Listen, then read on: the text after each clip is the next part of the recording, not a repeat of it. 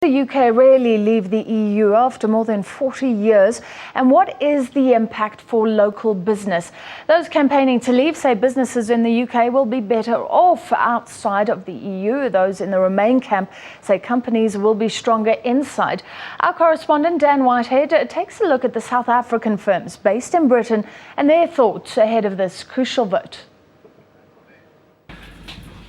Kevin Gallagher set up SA Wines Online in 2001, importing the latest produce from the vineyards of South Africa for wine lovers here in the UK. He's one of the many business owners who are weighing up how a Brexit would impact his company.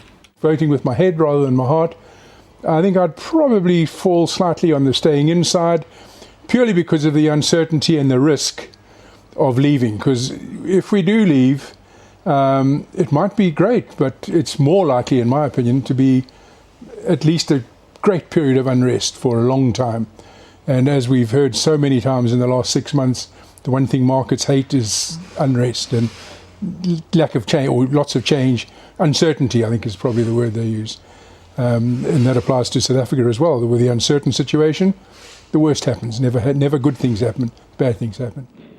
The EU is South Africa's largest trading partner, and the UK comes in the top 5, so investors are keeping a watchful eye on the outcome of this referendum. Figures show the UK imports around 95 billion rands worth of goods every year from South Africa under the existing EU trade agreement. If Britain leaves, it would have to negotiate a new trade deal.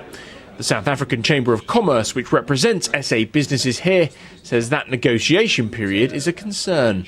A South African businessman operating in the UK or trading between the UK or looking to invest in the UK, you've put the brakes on at the moment, and you are concerned about what is going to happen because there is the vote, there is a decision to be made, but then there's a whole period of uncertainty where you don't know the rules you're going to operate under. So generally, South African business here is concerned.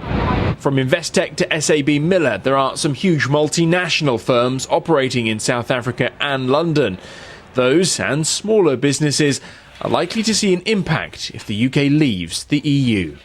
There are more than 600 South African businesses, both small and large, operating here in the UK.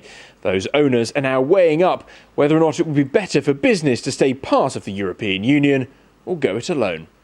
Dan Whitehead, SABC News in London.